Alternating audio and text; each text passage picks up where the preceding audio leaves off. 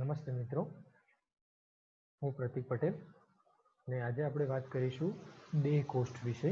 તો દેહ કોષ્ઠ શું છે એના વિશે આપણે થોડી ચર્ચા કરીશું. એના પહેલા આપણે થોડું જોઈ લઈએ કે એની અંદર આપણે બીજી એક વસ્તુ જોવાની છે. તો એમાં આપણે ગયા લેક્ચરની અંદર લેવલ ઓફ ઓર્ગેનાઇઝેશનની વાત કરી હતી. તો એ આપણે ગયા લેક્ચરમાં પૂરું કર્યું હતું. એના પછી અત્યારે હાલ આપણે વાત કરીશું ગર્ભ સ્તરોની દેહકોષ્ઠની ઉત્પત્તિ.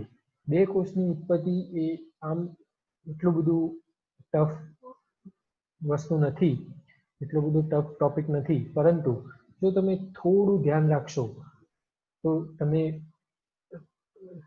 તમને યાદ રાખવામાં એકદમ ઈઝી રહેશે. ને હવે આપણે જોઈએ તો એની અંદર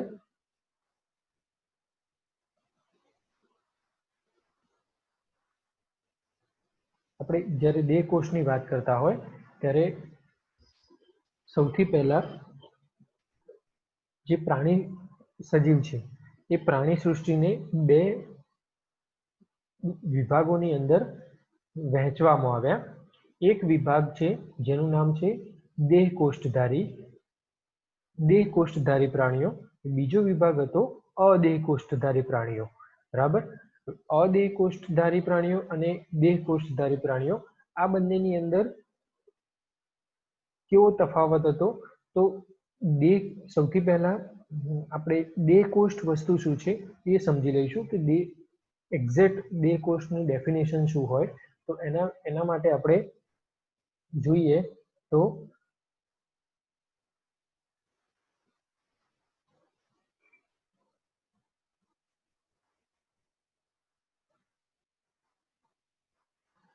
coelom is one of the characteristic feature of metazoans.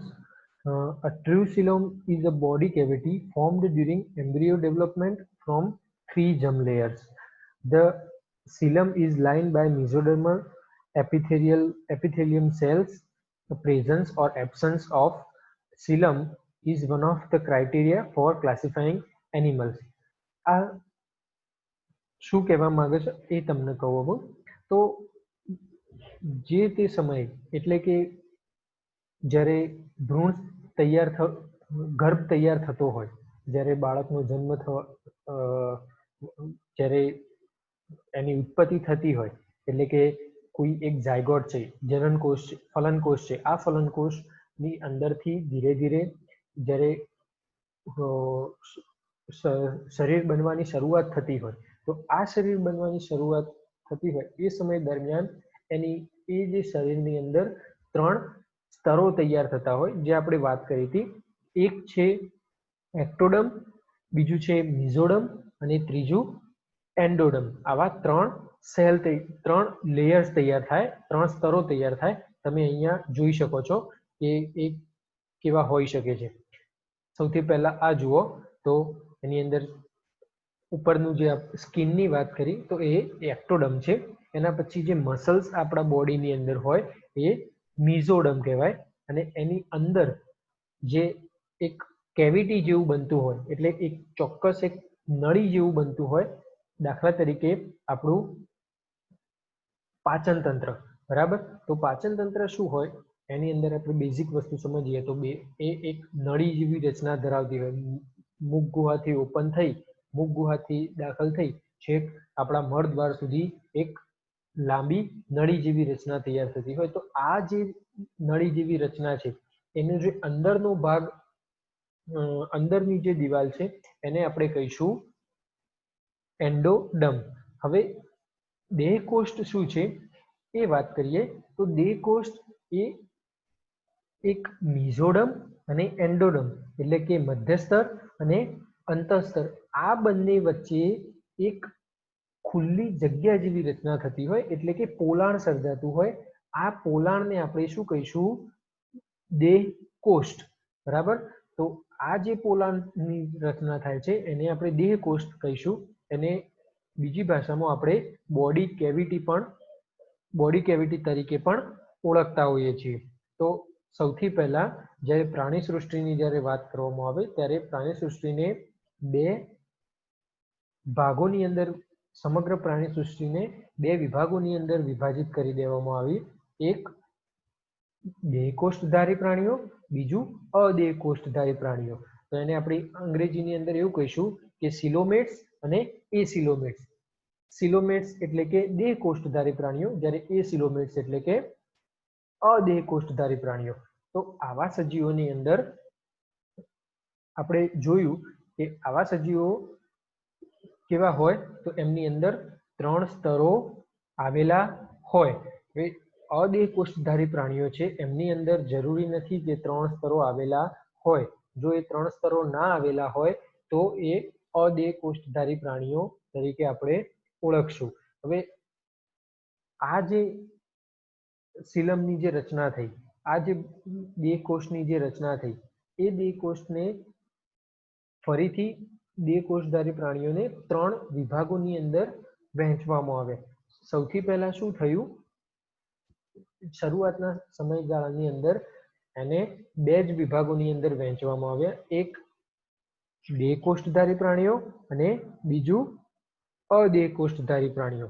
પરંતુ સમય જતા એને બીજા પણ ભાગોની અંદર વહેંચવાની જરૂર પડી, કારણ કે એમાં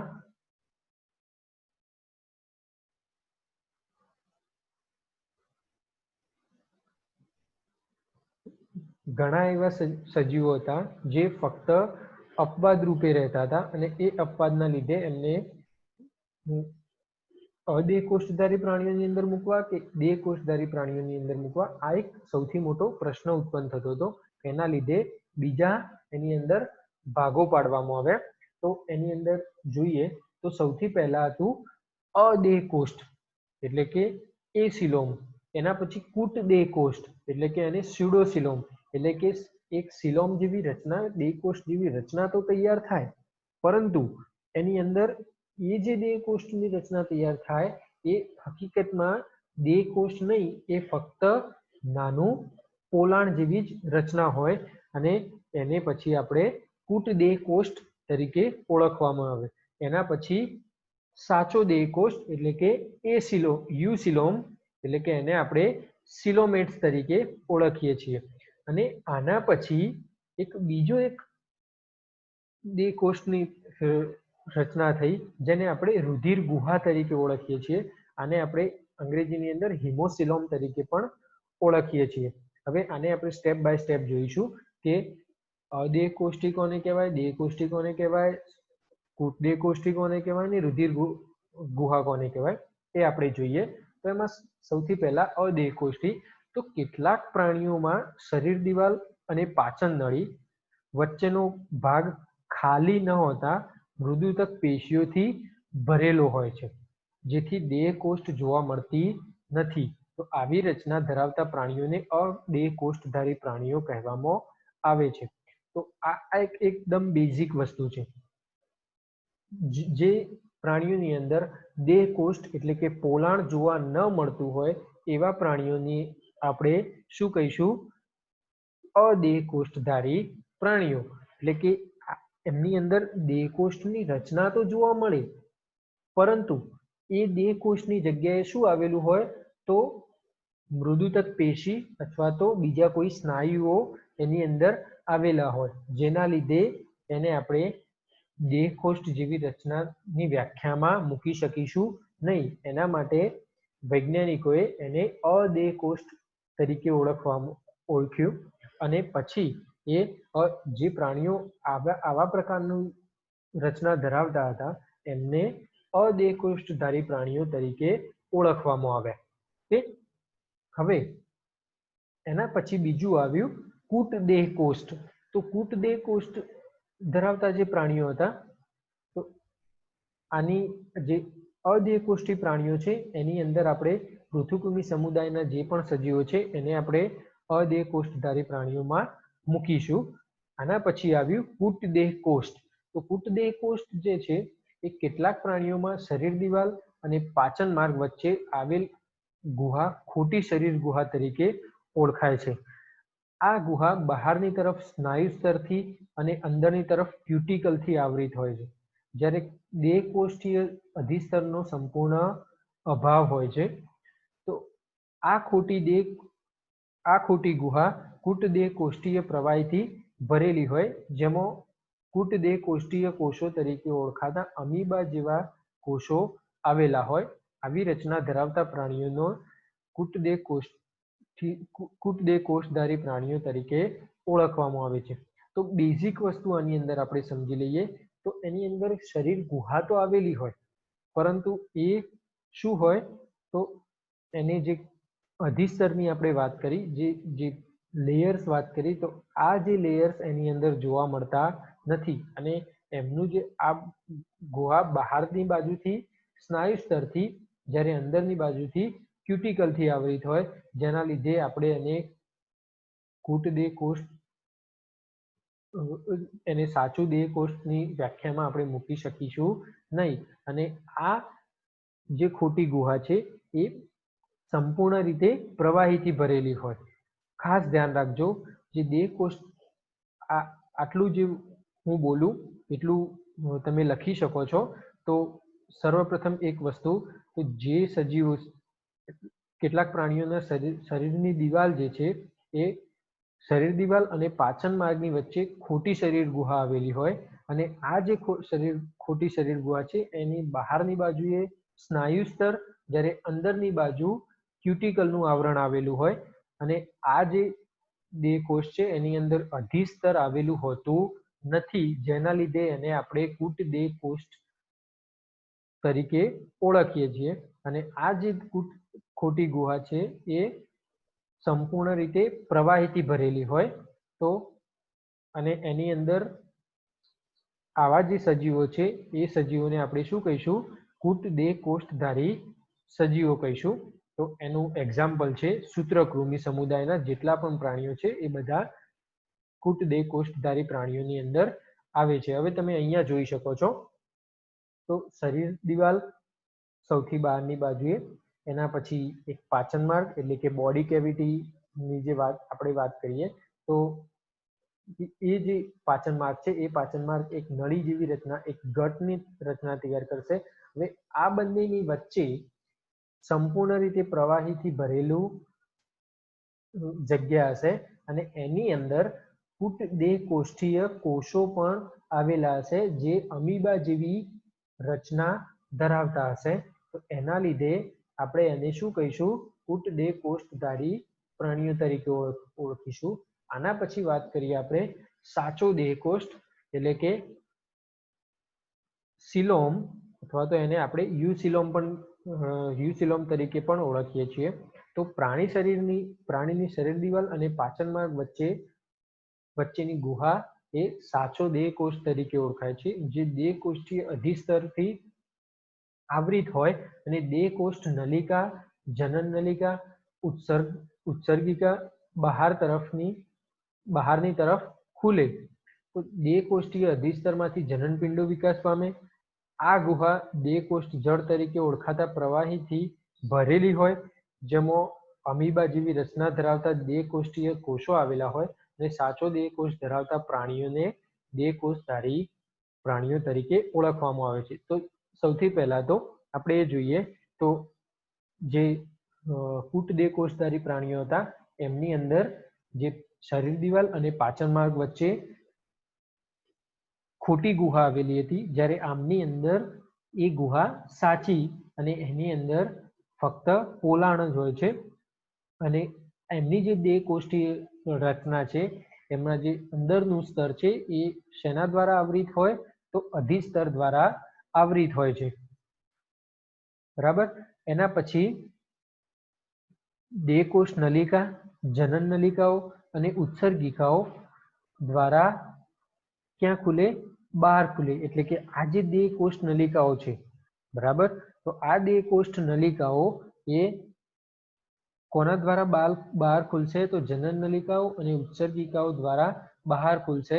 અંડરલાઈન કરી લેજો, આ મોસ્ટ ઇમ્પોર્ટન્ટ ક્વેશ્ચન છે કે દેહ કોષ નલિકાઓ બહારની બાજુએ શેના દ્વારા ખુલે છે? તો જનન નલિકાઓ અને ઉત્સર્ગિકા દ્વારા. દેહકોષ્ઠીય અધિસ્તરમાંથી જનનપિંડો વિકાસ પામે છે. આ પણ બીજો એક મોસ્ટ આઈએમપી પ્રશ્ન છે કે આની અંદર દેહકોષ્ઠીય અધિસ્તરમાંથી શું વિકાસ પામે? તો જનનપિંડો. અથવા તો બીજો પ્રશ્ન એમ પણ પૂછાઈ શકે કે જનનપિંડો કયા સ્તરમાંથી વિકાસ પામે? તો દેહકોષ્ઠીય અધિસ્તરમાંથી. હવે દેહકોષ્ઠીય અધિસ્તરમાંથી જનનપિંડો વિકાસ પામતા હોય તો એ કયા સમયગાળાની અંદર?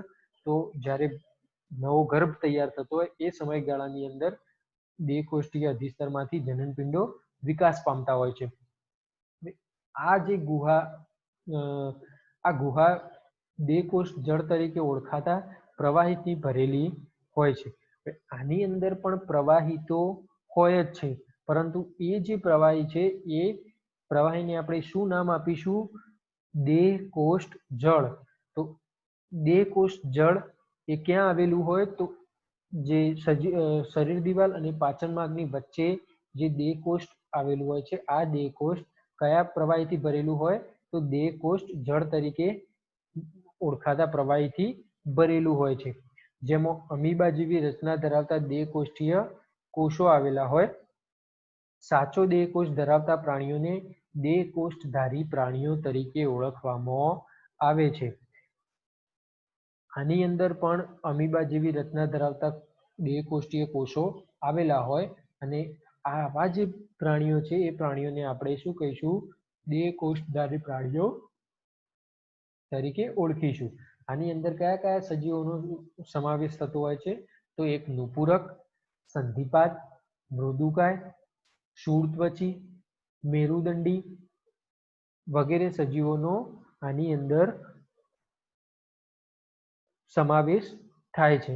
તો એમાં આપણે રચના એમની જોઈએ. આ જે ત્રણ આકૃતિઓ છે, આ ત્રણ આકૃતિઓ પરીક્ષામાં જ્યારે પણ આ પ્રશ્ન પૂછાય કે દેહકોષ્ઠી સજીવો વિશે સમજાવો, તો એના વિશે આ તમારે ત્રણ આકૃતિઓ ખાસ દોરવાની.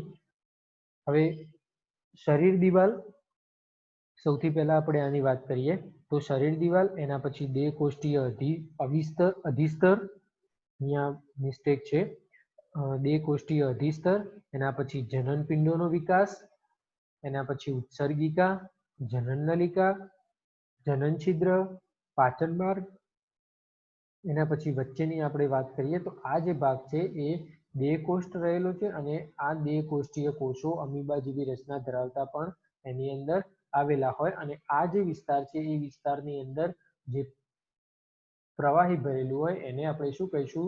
દેહકોષ્ઠ જળ તરીકે ઓળખીશું. હવે આના સિવાય બીજા પણ સજીવોની આની અંદર વાત કરીએ તો એમાં જે સાચો દેહકોષ્ઠ બન્યો એ સાચા દેહકોષ્ઠની અંદર પણ બીજા બે નવા સિલોમની અંદર ઇન્ક્લુડ કરવામાં આવ્યા. તો એની અંદર એવું હતું, તો આપણે વાત કરીએ તો એન્ટેરોસિલોમ એક અને એના સિવાય બીજો છે સાઇઝોસિલોમ, એટલે કે એને સિઝોસિલોમ તરીકે પણ ઓળખવામાં આવે છે. તો આ જે એન્ટેરોસિલોમ છે એ દેહકોષ્ઠની ઉત્પત્તિ પાચન માર્ગની દિવાલમાંથી થાય તો આ દેહકોષ્ઠને આપણે એન્ટેરોસિલોમ તરીકે ઓળખીએ છીએ. જ્યારે જો એને સાઇઝોસિલોમની વાત કરવામાં આવે તો મધ્ય સ્તરમાં ફાટ પડવાથી ઉત્પન્ન થતા અવકાશને સાઇઝોસિલોમ તરીકે ઓળખવામાં આવે. તમને આની અંદર થોડું કન્ફ્યુઝન થશે. હવે આપણે કોઈ બીજી રીતે આપણે સમજીએ કે એની અંદર શું હોય. સાઇઝોસિલોમ અને એન્ટેરોસિલોમ બાકી રાખીએ આપણે. અત્યારે હાલ આપણે રુધિર ગુહા વિશે થોડી સમજણ લઈ લઈએ. તો એમાં સર્વપ્રથમ એક વસ્તુ, તો રુધિર ગુહા જે દેહકોષ્ઠ સંકોચાઈ અને નાનો બને કયા પ્રાણીઓની અંદર? નુપુરક, સંધિપાદ અને મૃદુકાય અને શૂળત્વચી સજીવોની અંદર જે સાચો દેહકોષ્ઠ છે એ સાચો દેહકોષ્ઠ સંકોચાઈ જાય અને માત્ર જનનપિંડોની આસપાસ નાની ગુહા સ્વરૂપે જોવા મળે છે. તો આવા પ્રાણીઓના શરીરમાં દેહકોષ્ઠ રુધિરકોષ્ઠો જેવી રચના અને દેહકોષ્ઠીય નલિકાઓથી બનેલો હોય, જે રુધિર જેવા પ્રવાહીથી ભરેલું હોય જેને આપણે હિમોસિલિક ફ્લુઇડ તરીકે પણ ઓળખીએ છીએ. આ પ્રવાહી રુધિરરસ, અમીબાવત કોષો અને હિમોગ્લોબિન ધરાવે છે. આ પ્રવાહી આખા શરીરમાં ફરી રુધિર જેવું કાર્ય કરે છે. ખાસ ધ્યાન રાખજો, નુપુરક, સંધિપાદ, મૃદુકાય અને શૂળત્વચી સમુદાયના સજીવોની અંદર દેહકોષ્ઠ શું થાય? સંકોચાય અને નાનો બને અને એની અંદર જનનપિંડોની આસપાસ નાની ગુહાન જેવી રચના તૈયાર થાય. અને આવા પ્રાણીઓના શરીરમાં શું હોય? તો દેહકોષ્ઠ, રુધિરકોષ્ઠો જેવી રચના ધરાવતા હોય અને આ જે રુધિર દેહકોષ્ઠીય નલિકાઓમાંથી બનેલો હોય, જે રુધિર જેવા પ્રવાહીથી ભરેલું હોય, આ જે આખું જે રુધિરકોષ્ઠ તૈયાર થયું એ રુધિરકોષ્ઠ શેનાથી ભરેલું છે? તો રુધિર જેવું જ પ્રવાહી હોય પરંતુ રુધિર હોતું નથી. તેને આપણે શું કહીશું? હિમોસિલિક ફ્લુઇડ તરીકે ઓળખીશું અથવા તો હિમોસિલિક પ્રવાહી તરીકે પણ એને ઓળખવામાં આવે છે. અને આ જે પ્રવાહી છે એ પ્રવાહી રુધિરરસ, અમીબાવત કોષો એટલે અમીબા જેવી રચના ધરાવતા કોષો અને હિમોગ્લોબિન ત્રણેય વસ્તુઓ ધરાવે છે. રુધિરરસ જે હિમોસિલિક પ્રવાહી છે એ એની અંદર શું શું આવેલું હોય? તો રુધિરરસ, અમીબાવત કોષો અને હિમોગ્લોબિન ત્રણેય વસ્તુઓ આવેલી હોય છે. અને આખા શરીરમાં ફરી અને શેના જેવું કાર્ય કરે છે? તો રુધિરના જેવું જ કાર્ય કરે છે. હવે આપણે એન્ટેરોસિલોમેટ્સ અને સિઝોસિલોમેટ્સની વાત કરીએ તો એની અંદર આપણે જોયું આ રચના પણ તમે જોઈ શકો છો. હવે બીજો એક ટેબલ છે, એ ટેબલનું ખાસ ધ્યાન રાખજો કે કયા પ્રાણીઓનો સમાવેશ શેની અંદર થાય છે. તો આપણે એસિલોમેટ્સની વાત કરી એટલે કે અદેહકોષ્ઠધારીની વાત કરી. એમાં પોરીફેરા, સિલેન્ટેરાટા, એના પછી નિટોફોરા, ટીનોફોરા અને પ્લેટીહેલ્મિન્થિસ. આ ચારની વાત કરીએ આપણે. શેની એસિલોમેટ્સમાં આવશે? એક પોરીફેરા, સિલેન્ટેરાટા, ટીનોફોરા અને પ્લેટીહેલ્મિન્થિસ. આ ચાર એસિલોમેટ્સની અંદર આવશે. એના પછી સ્યુડોસિલોમેટ્સમાં શું આવશે? તો એસ્કેલમિન્થિસ એ આવશે સ્યુડોસિલોમેટ્સની અંદર. એના પછી આવશે સિલોમેટ. તો સિલોમેટની અંદર આપણે જે વાત કરી હતી એમ કે સાચા દેહકોષ્ઠ ધરાવતા જે સજીવ હોય એની અંદર તો એનેલિડા, આર્થ્રોપોડા, મોલ્યુસ્કા, અકાઇનોડર્માટા, હેમિકોર્ડેટા અને કોર્ડેટા. હવે આની આપણે ડેફિનેશન જોઈએ અંગ્રેજીની અંદર. તો coelom is a semi fluid is the fluid filled body cavity present between the alimentary canal and body cavity. એટલે કે સિલોમ એક એવી રચના છે, દેહકોષ્ઠ એક એવી રચના છે જે પ્રવાહીથી ભરેલી એક બોડી કેવિટી છે. એટલે પ્રવાહીથી ભરેલું એક એવું પોલાણ છે જે કોની વચ્ચે આવેલું હોય? તો એક પાચન માર્ગ અને શરીર દિવાલ, પાચન માર્ગની દિવાલ અને શરીર દિવાલ, આ બંને વચ્ચે આવેલું જે પોલાણ હોય એને આપણે શું કહીશું? સિલોમ તરીકે ઓળખીશું. The true coelom has mesodermal origin. It is lined by mesoderm, the peritoneal cavity present in the abdomen and similar spaces around the organs such as lungs, heart are the parts of coelom. Coelom differs in its structure and formation process. એટલે કે આપણા શરીરની અંદર જે સિલોમ છે એ આપણે કોને કહીશું? તો જે મુખ ગુહાથી શરૂ કરી અને છેક મળદ્વાર સુધીનો જે ભાગ, આખી પોલી નળી જેવી રચના થાય છે, એ નળીના બહારનો ભાગ અને શરીર દિવાલના અંદરનો ભાગ, આ બંને વચ્ચે જે રચના તૈયાર થાય એને આપણે શું કહીશું? પોલાણ તૈયાર થાય છે, એની આપણે સિલમ તરીકે ઓળખીશું. હવે આની અંદર શું શું વસ્તુ કઈ કઈ આપણા શરીરના કયા કયા અંગોનો સમાવેશ થતો હોય? તો જે ફેફસા છે તો એ ક્યાં છે? તો એ પાચન તંત્રના ની જે આખી આખી નલિકા તૈયાર થાય છે એ એની બહારની બાજુએ છે. એના પછી આપણે હાર્ટની વાત કરીએ એટલે કે હૃદયની વાત કરીએ તો એ પણ સજીવ શરીરની અંદર અને પાચન તંત્રના બહારની બાજુએ જોવા મળતું હોય. તો એ આ બંને વચ્ચેની અંદર જોવા મળતું હોય એટલે એને આપણે શું કહીશું? એને સિલમની અંદર સમાવેશ કરીશું. હવે એને 3 ભાગની અંદર આપણે વિભાજિત કર્યા હતા જે આપણે ઓલરેડી પહેલા જોઈ ગયા. એક એસિલોમેટ, યુસિલોમેટ અને સ્યુડોસિલોમેટ. હવે આને આપણે એસિલોમેટ્સની જ્યારે વાત કરતા હોય ત્યારે ફ્લેટ વર્મ્સ, અને તમે અહીંયા એકદમ ઇઝીલી જોઈ શકો છો. તમારે જો પેલી આકૃતિ ના દોરવી હોય, આપણે આગળ જોઈ ગયા એ, તો તમે એની જગ્યાએ આ આકૃતિ પણ દોરી શકો છો. હવે એસિલોમેટ્સની જ્યારે વાત કરી તો આપણે એસિલોમેટ્સમાં દેહકોષ્ઠ હાજર હોતું નથી અને એ બ્લાસ્ટોસીલ છે એ બ્લાસ્ટોસીલ કમ્પ્લીટલી ઓક્યુપાઈડ બાય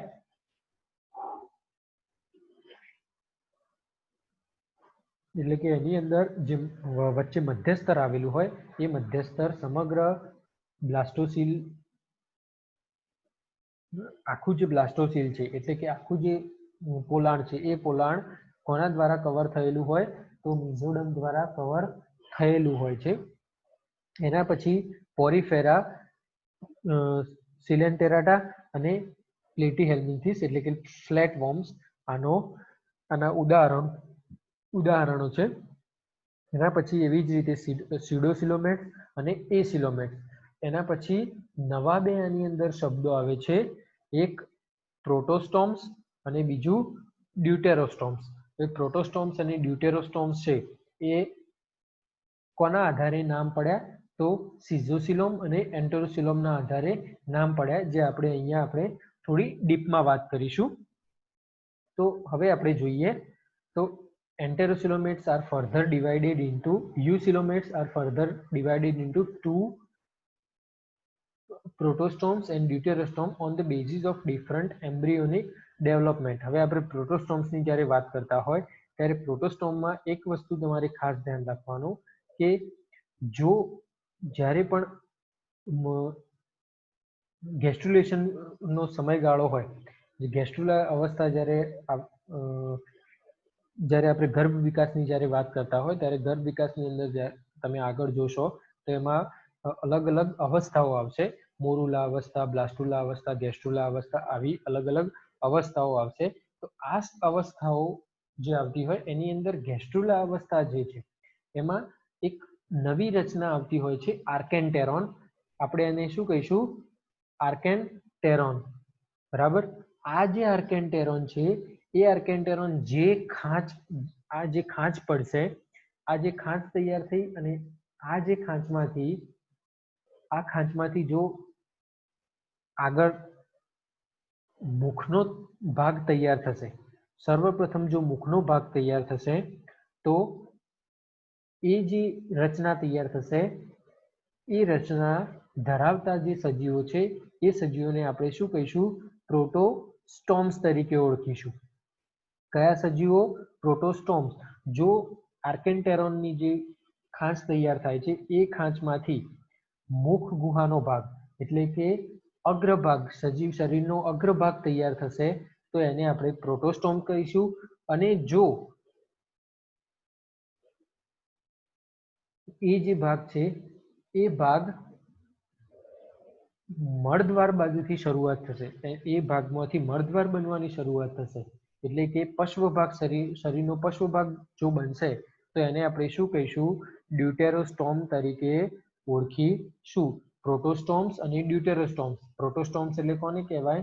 તો પ્રોટોસ્ટોમ્સની અંદર પહેલા શું બનશે? જો મુખ તૈયાર થશે આર્કેન્ટેરોનમાંથી અથવા તો બ્લાસ્ટોપોરમાંથી, તો એને આપણે શું કહીશું? પ્રોટોસ્ટોમ્સ.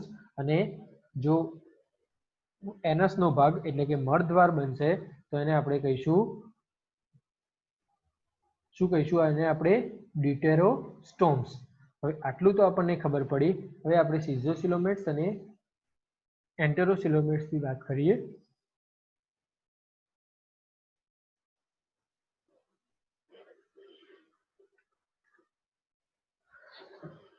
હવે આ જે વાત કરી એમાં એક વસ્તુ ખાસ ધ્યાન રાખવી કે જો આ જે પ્રોટોસ્ટોમ્સ અને પ્રોટોસ્ટોમ્સ અને ડ્યુટેરોસ્ટોમ્સ તૈયાર થયા, આ જે પ્રોટોસ્ટોમ્સ અને ડ્યુટેરોસ્ટોમ્સ છે એની અંદર જો મુખનો જે ભાગ બનશે તો એ મુખના ભાગને આપણે સિઝોસિલોમેટ્સ કહીશું. જે તૈયાર થશે એને આપણે સિઝોસિલોમ કહીશું. અને જો મળદ્વાર સૌથી પ્રથમ બનશે તો એને આપણે શું કહીશું? એન્ટેરોસિલોમ તરીકે ઓળખીશું. ફરીથી એકવાર કહું છું, જે પ્રોટોસ્ટોમ્સ છે, પ્રોટોસ્ટોમ્સ દ્વારા જે ગુહા તૈયાર થશે એને આપણે સિઝોસિલમ કહીશું. અને જો ડ્યુટેરોસ્ટોમ્સ દ્વારા જે તૈયાર થતી રચના છે એને આપણે શું કહીશું? એન્ટેરોસિલોમ તરીકે ઓળખીશું. બરાબર. હવે આપણે એને જોઈ લઈએ. તો it is present in protostomes. The body cavity or xylem originates from the splitting of the mesoderm. One part attached to ectoderm and the other surrounds the endoderm. The space between them develops into the xylem. The blastopore forms the mouth. Examples of schizocoelous animals are Annelida, Arthropoda, and Mollusca. In Arthropoda and Mollusca, the xylem is filled by blood and known as hemocoel. એકદમ basic વસ્તુ તૈયાર આપણા મગજમાં clear થઈ ગઈ કે જો આ જે બોડી કેવિટી છે એ બોડી કેવિટી એ બ્લાસ્ટોપોર છે એ બ્લાસ્ટોપોર જો માઉથની એટલે કે મુખની રચના કરશે તો એને આપણે સિઝોસિલોમ તરીકે ઓળખીશું. એ કેવા સજીવોની અંદર જોવા મળે? તો એનેલિડા, આર્થ્રોપોડા અને મોલ્યુસ્કા. હવે આર્થ્રોપોડા અને મોલ્યુસ્કાની અંદર શું જોવા મળતું હોય? તો હિમોસીલ જોવા મળતું હોય, જે બ્લડ જેવું જ કામ કરતું હોય પરંતુ હકીકતમાં એ બ્લડ હોતું નથી. તો આ જે હિમોસીલ છે એ કઈ જગ્યાએ આવેલું હોય? તો સિઝોસિલસ પ્રાણીઓની અંદર સિઝોસિલમ જે સજીવોની અંદર જોવા મળતું હોય એવા સજીવોને આપણે સિઝોસિલસ એનિમલ્સ કહીશું. તો આ સજીવોના જે બોડી કેવિટી જે બનતી હોય આ બોડી કેવિટીના ભાગને આપણે હિમોસીલ તરીકે ઓળખીશું. હવે એન્ટેરોસિલમની જ્યારે વાત કરીએ તો એન્ટેરોસિલમ ઇટ ઇઝ પ્રેઝન્ટ ઇન ડ્યુટેરોસ્ટોમ્સ. પહેલી જ લાઈન આપણને કહી દીધી કે ઇટ ઇઝ પ્રેઝન્ટ ઇન ડ્યુટેરોસ્ટોમ્સ, એટલે કે ડ્યુટેરોસ્ટોમ્સ સજીવોની અંદર જોવા મળે છે.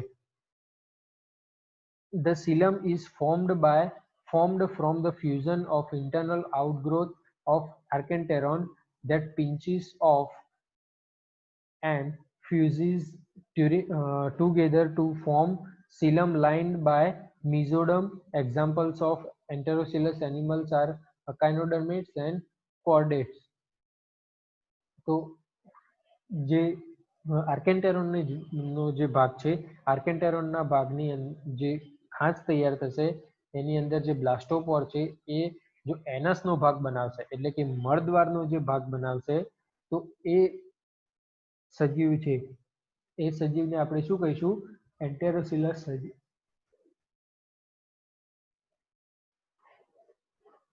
એન્ટેરોસિલસ એનિમલ તરીકે ઓળખીશું. અને આનું એક્ઝામ્પલ શું છે? તો કાઇનોડર્મેટ્સ અને કોર્ડેટ્સ. બરાબર. હવે આપણે સિલમના ફંક્શન્સ જોઈશું. તો coelom works as a shock absorber and protects from. સૌથી મહત્વની વસ્તુ કે આ સિલોમ આપેલું હોય, જે દેહ કોષ્ઠ આપેલું હોય તો એ દેહ કોષ્ઠની સૌથી મહત્વનું કાર્ય શું?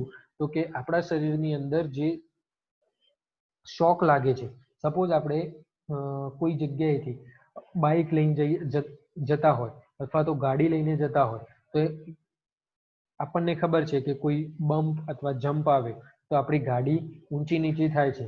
તો ગાડી, ચલો ધેટ ઇઝ મશીન છે, તો મશીનની અંદર એવું હોય કે એની ઓટોમેટિક મિકેનિઝમના લીધે જમ્પર આપેલા હોય, તો જમ્પરના લીધે એ દબાશે અને ફરીથી એના એ પરિસ્થિતિની અંદર પાછી આવી જશે. પણ એની અંદર જે ગાડી ચલાવતો જે વ્યક્તિ છે, એ ગાડી ચલાવતો વ્યક્તિની અંદર જો આ સિલોમિક ફ્લુઇડ નહીં હોય અથવા તો આ સિલોમ નહીં હોય તો એ સિલોમના લીધે એના બધા જ અંગો શું થશે, દબાઈ જશે અથવા તો હૃદયના ભાગ ઉપર ફેફસાનું વધુ પડતું પ્રેશર આવશે અથવા તો કરોડરજ્જુનો ભાગ છે સાવ દબાઈ જશે. આવા બધા તકલીફો થાય.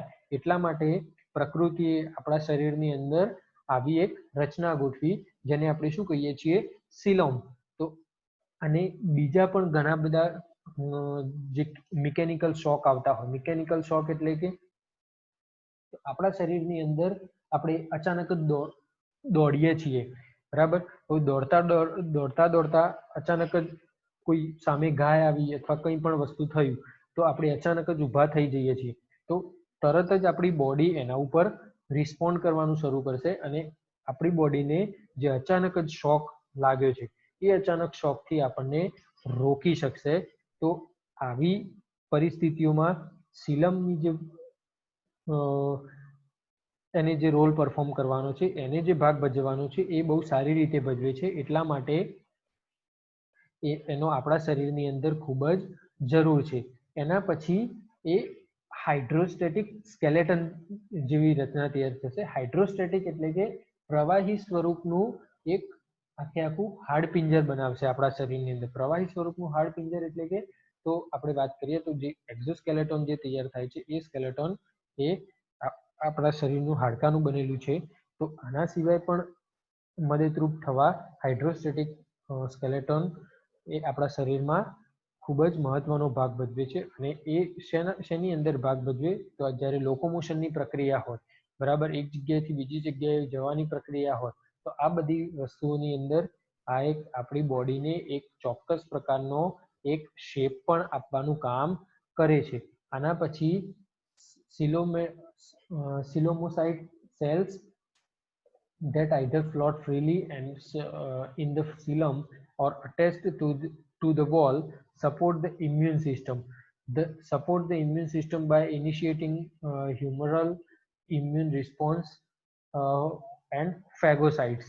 તો આ જે આપણને ખબર છે કે આપણા શરીરની અંદર ઇમ્યુન સિસ્ટમ આવેલી હોય છે. તો આ ઇમ્યુન સિસ્ટમ એટલે કે રોગ પ્રતિકારક તંત્ર આવેલું હોય, તો આ રોગ પ્રતિકારક તંત્રને ઇનડાયરેક્ટલી સપોર્ટ કરવાનું કામ કોનું છે, તો આ સિલોમિક સેલ્સ એની અંદર આવેલા હોય. અને એ સિલોમિક સેલ્સ ક્યાં આવેલા હોય, તો સિલમની અંદર જે પ્રવાહી રહેલું હોય એની અંદર આવેલા હોય. તો આ ભાગો દ્વારા જે સિલોમોસાઇટ્સ જે સેલ છે એ સિલોમોસાઇટ સેલ્સ દ્વારા ઇમ્યુન સિસ્ટમને પણ મદદરૂપ થતા હોય છે. એના પછી ગેસિયસ ટ્રાન્સપોર્ટ અને ન્યુટ્રિયન્ટ્સનો ટ્રાન્સપોર્ટ તથા વેસ્ટ પ્રોડક્ટના ટ્રાન્સપોર્ટમાં પણ એ સૌથી મહત્વનો ભાગ ભજવે છે. ગેસિયસ ટ્રાન્સપોર્ટ એટલે જે વાયુઓનું જે આપલે કરવાની હોય અથવા તો જે પોષક તત્વોની આપલે કરવાની હોય, અથવા જો આપણા શરીરમાંથી કોઈ વેસ્ટ પ્રોડક્ટ છે, મળદ્વાર છે, અથવા તો આપણા શરીરમાં જે કાર્બન ડાયોક્સાઇડ છે અથવા તો જે ગળફા તૈયાર થાય છે, લીંડ તૈયાર થાય છે, આ બધી વસ્તુઓને શરીરમાંથી બહાર કાઢવાનું કામ પણ કોણ કરશે, એટલે કે એનું વહન એક જગ્યાએથી બીજી જગ્યાએ વહન કરવાનું કામ કોનું છે, તો સિલોમિક ફ્લુઇડનું છે. સિલોમિક give extra space required by organ to develop function. For example, pumping action of the heart, carrying a child in the womb, etc. is possible due to સિલમ. હવે આની અંદર આપણે વાત કરી તો આના સિવાય સૌથી પહેલા આપણે શું જોયું, તો એક શોક એબ્ઝોર્બ કરી શકે, એટલે કે કોઈ ઝટકા આપણા શરીરને કોઈ લાગ્યા હોય, શારીરિક ઝટકા કોઈ લાગ્યા હોય તો એ સહન કરવાની એની અંદર ક્ષમતા હોય. એના પછી જેની અંદર સિલોમિક ફ્લુઇડ હોય તો એ હાઇડ્રોસ્ટેટિક સ્કેલેટન તરીકે કામ કરે છે. એના પછી સિલોમોસાઇડ સેલ્સ આવેલા હોય એ આપણા રોગ પ્રતિકારક તંત્રને મદદરૂપ થાય છે. એના સિવાય જે વાયુઓ, પોષક તત્વો અને વેસ્ટ પ્રોડક્ટ્સ છે એ વેસ્ટ પ્રોડક્ટને એક જગ્યાએથી બીજી જગ્યાએ લઈ જવાનું એટલે કે વહન કરવાનું કામ પણ કોનું છે? તો એ સિલોમિક ફ્લુઇડનું છે. એટલે સિલોમની અંદર આવેલા સિલોમિક ફ્લુઇડનું છે. આટલું તો થયું, પણ આના સિવાય બીજી વસ્તુ શું? સપોઝ કોઈ એક માતા છે, માતાને એના ગર્ભની અંદર બાળક કેરી કરવું છે, તો એ બાળક કેરી કરવાની જે જગ્યા છે એ જગ્યા કોના દ્વારા પ્રોવાઈડ કરવામાં આવે છે? તો એ જગ્યા સિલોમ દ્વારા આપવામાં આવે છે અને તેના લીધે આપણા કોઈ એક બાળકનો જન્મ થઈ શકે છે. એના પછી પમ્પિંગ એક્શન ઓફ હાર્ટ, એટલે કે આપણા શરીરની અંદર જે પમ્પિંગ થાય છે, આપણને ખબર છે કે જે હૃદય છે એ હૃદય કેટલા જોરથી ધબકારા લેતું હોય છે, તો એ જે ધબકારા છે એ ધબકારા સહન કરવાનું કામ પણ કોનું છે? તો આ સિલોમનું છે. આટલી વસ્તુઓ આપણે આ ટોપિકની અંદર જોઈ. સર્વપ્રથમ એસિલોમેટ્સ, સિલોમેટ્સ, એસિલોમેટ્સ, સ્યુડોસિલોમેટ્સ અને સિલોમેટ્સ. સિલોમેટ્સની અંદર બે વસ્તુઓ જોઈ. એક શું છે? તો એન્ટેરોસિલોમેટ્સ અને સિઝોસિલોમેટ્સ. એન્ટેરોસિલોમેટ્સ શું છે અને સિઝોસિલોમેટ્સ શું છે? તો સિઝોસિલોમેટ્સની અંદર મુખ દ્વારથી આપણા શરીરની અંદર સજીવ શરીરની રચના થતી હોય મુખ દ્વાર દ્વારા, તો એને આપણે શું કહીશું?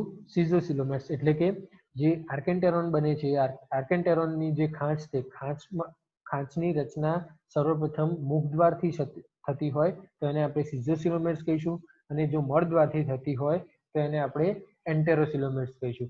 એના પછી આટલા કાર્યો એના એ સિલોમના કાર્યો શું છે? હવે આની અંદર તમને કોઈ પણ જાતનું કન્ફ્યુઝન હોય તો તમે એની ટાઈમ પ્રજાપતિ સરને અથવા મને કોલ કરી અને તમે કોઈ પણ જાતના પ્રશ્નો વિશે તમે પૂછી શકો છો. નેક્સ્ટ ટાઈમ આપણે વાત કરીશું શરીરની સંરચના વિશે, તો એના વિશે થોડું વાંચી લેજો.